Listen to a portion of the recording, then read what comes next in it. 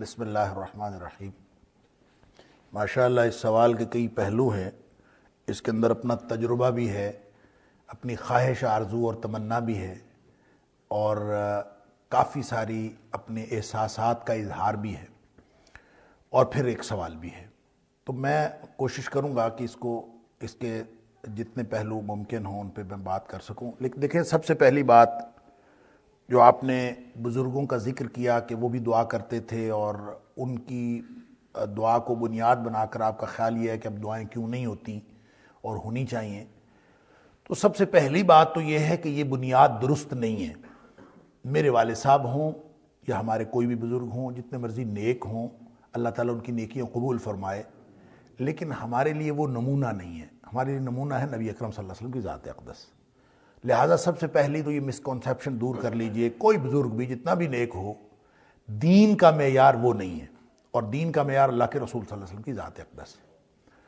اور البتہ ان بزرگوں کے وہ سارے کام جو سنت کے مطابق تھے وہ ہمارے لیے بہرحال وہ قابل اتباع ہیں، اور وہ اس وجہ سے نہیں ہے کہ وہ ان بزرگوں کے کام ہیں، وہ اس وجہ سے ہیں کہ وہ مسنون کام۔ لہٰذا مسنون عمل جس نے بھی کیا ہو وہ ہمارے لیے لائق اتباع ہے، اور اس کی وجہ نبی کریم صلی اللہ علیہ وسلم کی سنت ہونا ہے، نہ کہ کسی بزرگ کا اس کے اوپر عمل کرنا۔ اب آئیے اس بات کی طرف کہ دعا کرنا فرض نمازوں کے بعد، جو اصل آپ کا مدعا ہے اور اصل سوال ہے کہ فرض نمازوں کے بعد دعا کی جاتی تھی اور اب نہیں کی جاتی۔ پہلی بات تو یہ ہے کہ اس تجربے سے اور اس ایزمپشن سے، اس مفروضے سے کہ اب نہیں مانگی جاتی اور پہلے مکمل مانگی جاتی تھی، یہ دونوں باتیں سویپنگلی درست نہیں ہیں۔ یعنی ہم نہ تو یہ کہہ سکتے ہیں کہ اب سے پہلے ہر مسجد میں ہر نماز کے بعد دعا مانگی جاتی تھی، یہ بات بھی درست نہیں ہے، اور یہ کہنا کہ اب کسی بھی مسجد میں دعا نہیں مانگی جاتی، یہ بات بھی درست نہیں ہے۔ کچھ مسجدوں میں اب بھی مانگی جاتی، کچھ ائمہ کچھ علماء اب بھی مانگتے ہیں، اور اس وقت بھی بعض اوقات مانگی جاتی تھی اور بعض اوقات نہیں مانگی جاتی تھی۔ سوال اصل میں یہ ہے، سب سے پہلا پہلو جس کی طرف ہم سب کو توجہ ہونی چاہیے وہ یہ کہ دعا مانگنا یا نہ مانگنا یہ نماز کا حصہ نہیں ہے، نماز کا اس کے ساتھ کوئی تعلق نہیں ہے۔ لہٰذا آپ کا یہ اعتراض کہ لوگ جو ہیں وہ سلام پھرتے ہی امام صاحب کے اٹھنے، امام صاحب تو بیٹھے رہتے ہیں اور لوگ اٹھ کے چلے جاتے ہیں، اگر کوئی لوگ اٹھ کے چلے جاتے ہیں کوئی گناہ کا کام نہیں کرتے۔ ہاں البتہ اگر وہ بیٹھے رہیں تو ان کے لیے فرشتے بھی دعا کرتے رہیں گے، اگر وہ ذکر اذکار کریں تو ان کا فائدہ بھی ہوگا، اگر وہ نوافل پڑھیں تو اس کا بھی فائدہ ہوگا، سنتیں پڑھیں گے تو اس کا بھی فائدہ ہوگا، جتنا وہ کام کریں گے اس کا فائدہ ہوگا۔ لیکن اگر وہ نماز پڑھنے کے بعد چلے گئے ہیں تو کسی نے کوئی گناہ والا کام نہیں کیا، یہ ذہن سے نکال دیں آپ۔ لہٰذا آپ کسی پر اعتراض نہیں کر سکتے کہ وہ نماز پڑھنے کے فوراً بعد نکل گیا ہے۔ نبی کریم صلی اللہ علیہ وسلم کا جو عام معمول ہوتا تھا، آپ ایک دفعہ بلند آواز سے تکبیر فرماتے تھے، اللہ اکبر، 3 دفعہ استغفر اللہ، یا بعض میں استغفر اللہ الذی لا الہ الا هو الحی القیوم واتوب الیہ، اور اللہم انت السلام ومنک السلام تبارکت یا ذا الجلال والاکرام۔ اتنا تک نبی کریم صلی اللہ علیہ وسلم اپنی جگہ پر بیٹھے رہتے تھے اور رخ نہیں پھیرتے تھے۔ اس کی بھی مصلحت یہ تھی کہ نبی کریم صلی اللہ علیہ وسلم کی نماز میں سب سے پچھلی صف جو خواتین کی ہوتی تھی، لہذا خواتین کو حکم یہ تھا کہ جو ہی سلام پھیرے وہ اٹھ کے چلی جائیں۔ لہذا جتنی دیر نبی کریم صلی اللہ علیہ وسلم بیٹھے رہتے تھے، اللہم انت السلام ومنک السلام تبارکت یا ذا الجلال والاکرام، یہاں تک پڑھن تک نبی پاک صلی اللہ علیہ وسلم اپنی اسی رخ پہ بیٹھے رہتے تھے، اور سب کو حکم یہ تھا، مرد صحابہ کو، کہ جب تک نبی کریم صلی اللہ علیہ وسلم رخ نہ پھیرے آپ بھی بیٹھے رہیں۔ خواتین پیچھے سے چلی جاتی تھی، پھر نبی پاک صلی اللہ علیہ وسلم رخ پھیرتے تھے، پھر صحابہ کرام آزاد، بات ختم، نماز مکمل ہو گئی۔ اب اگر کوئی اس کے بعد چلا جاتا ہے تو کوئی گناہ نہیں ہے، کوئی حرج نہیں ہے، دعا نماز کا حصہ نہیں ہے۔ اب اگلی بات آ جائے، اب دعا مانگنی ہے اس وقت کہ نہیں مانگنی، یہ ہے وہ نقطہ اختلاف جس میں بہت سارے علماء کرام کہتے ہیں کہ اس موقع پر دعا مانگنی چاہیے، اور بہت سارے علماء کرام کہتے ہیں کہ اس موقع پر دعا نہیں مانگنی چاہیے۔ دیکھیں، نبی کریم صلی اللہ علیہ وسلم نے جو دعا کی قبولیت کے اوقات بتائے ہیں، اس میں ہر فرض نماز کے بعد والا جو وقت ہے اس کو دعا کی قبولیت کا وقت فرمایا۔ اس میں الفاظ ہیں دوبر کل صلات، فی دوبر کل صلات، ہر نماز کی دم، دوبر کہتے ہیں دم کو، یعنی ہر نماز کے بعد۔ اب یہ دوبر سے مراد سلام پھیرنے کے بعد بھی ہو سکتا ہے، اور یہ سلام پھیرنے سے پہلے کی وہ دعائیں جو ہمارے نماز میں مانگتے ہیں وہ بھی ہو سکتی ہیں۔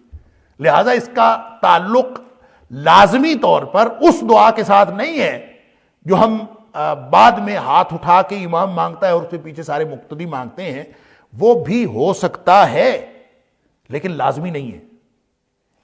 دوبرے کل صلات کا یہ معنی بھی ہو سکتا ہے۔ دوسری بات یہ ہے کہ رہا وہ طریقہ کہ نبی، یہ اختلاف کیوں ہے؟ اختلاف اس لیے کہ یہ طریقہ کہ نبی کریم صلی اللہ علیہ وسلم نے ہاتھ اٹھائے ہوں اور صحابہ کرام نے بھی پیچھے ہاتھ اٹھائے ہوں، اس طرح آپ نے فرض نمازوں کے بعد دعا مانگی ہو، اس کا کسی صحیح حدیث میں ثبوت نہیں ملتا۔ صرف یہ ہے وجہ اختلاف۔ تو کسی صحیح حدیث میں اس بات کا ثبوت نہ ملنا اس موقع پر دعا کو ناجائز کہنے کے لیے کافی نہیں ہے۔ دعا مانگنا، کوئی شخص اگر کہے گا کہ اس موقع پر دعا مانگنی چاہیے، تو جس طرح کسی صحیح حدیث میں اس کی دلیل نہیں ہے اجتماعی دعا مانگنے کی، دعا مانگنی چاہیے، اس پر کوئی اعتراض نہیں، اس پر کوئی اختلاف بھی نہیں، دعا مانگنی چاہیے۔ ایک تو دعا ہم مانگ لیتے ہیں جو سلام پھیرنے سے قبل، درود شریف پڑھنے کے بعد اور سلام پھیرنے سے قبل، وہاں پہ آپ جتنی مرضی دعائیں مانگیں۔ انفرادی نماز ہے، جتنی مرضی لمبی دعائیں کر لیں۔ اگر آپ اجتماعی نماز میں ہیں تو اس میں بھی کوئی لمٹ نہیں ہے کہ آپ لازماً جو ہے وہ اتنی دعائیں مانگیں، آپ زیادہ سے زیادہ مانگ سکتے ہیں۔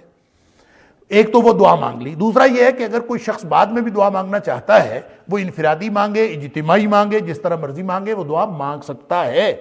جس طرح اجتماعی دعا مانگنے کے لیے کوئی دلیل نہیں ہے، اسی طرح اجتماعی دعا سے منع کرنے کے لیے بھی کوئی دلیل نہیں ہے۔ جو لوگ کہتے ہیں کہ نہیں مانگنی چاہیے، ان کو بھی پھر دلیل دکھانی پڑے گی۔ کیوں؟ اس لیے کہ یہ دلیل، اس دلیل کی ضرورت نہیں تھی، نہ مانگنے کی دلیل کی ضرورت نہیں تھی، کیونکہ عبادات میں ہر چیز منع ہے جب تک اس کے کرنے کا حکم نہ آ جائے۔ لہذا یہ اپنے آپ منع ہو جاتی اگر نبی کریم صلی اللہ علیہ وسلم نے اس وقت کو دعا کی قبولیت کا وقت نہ فرمایا ہوتا، تو پھر یہ اپنے آپ منع تھی۔ چونکہ قبولیت کا وقت ہے، اب بات صرف طریقے کی ہے۔ انفرادی مانگنی ہے، اجتماعی مانگنی ہے، ہاتھ اٹھا کے مانگنی ہے، ہاتھ اٹھائے بغیر مانگنی ہے، یہ سارے طریقے بیک وقت درست قرار پائیں گے، کیونکہ نبی کریم صلی اللہ علیہ وسلم سے یہ سارے طریقے نقل کیے گئے ہیں، روایت کیے گئے ہیں۔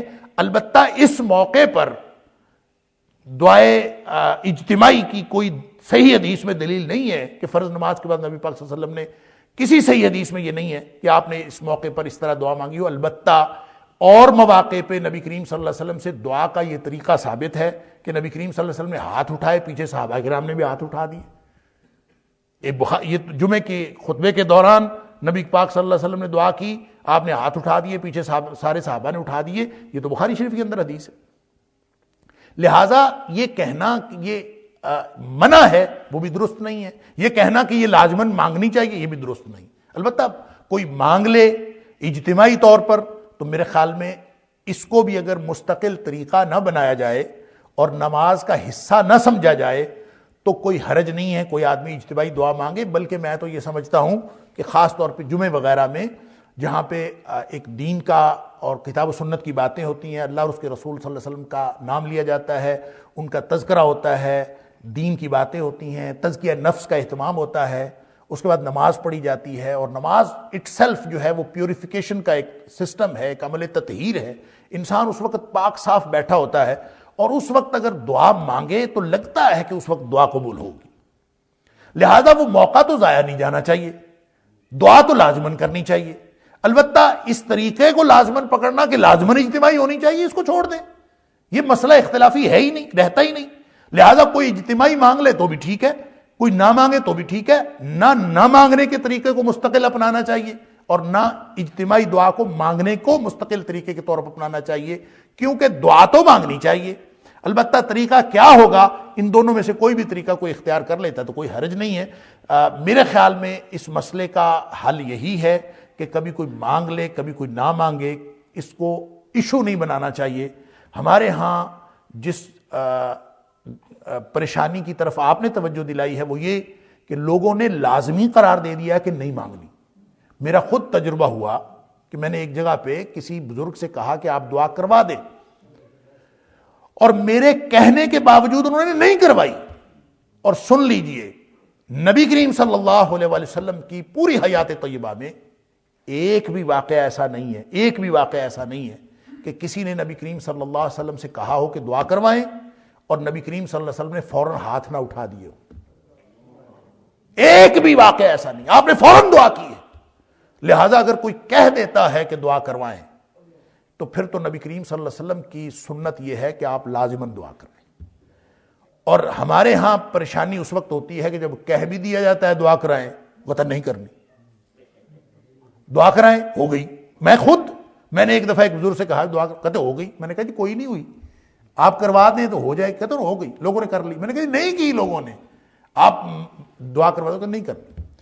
یہ طرز عمل غیر مسنون طرز عمل ہے. سنت طرز عمل یہ ہے کہ آپ ویسے تو آپ کے پاس یہ اختیار ہے کہ آپ دعا مانگیں، بہت اچھی بات ہے، نہ مانگیں تو بھی بہت اچھی بات ہے. کسی نے اگر انفرادی مانگی تو بھی ٹھیک ہے، اجتماعی مانگی تو بھی ٹھیک ہے، کبھی مانگ لی کبھی نہ مانگی.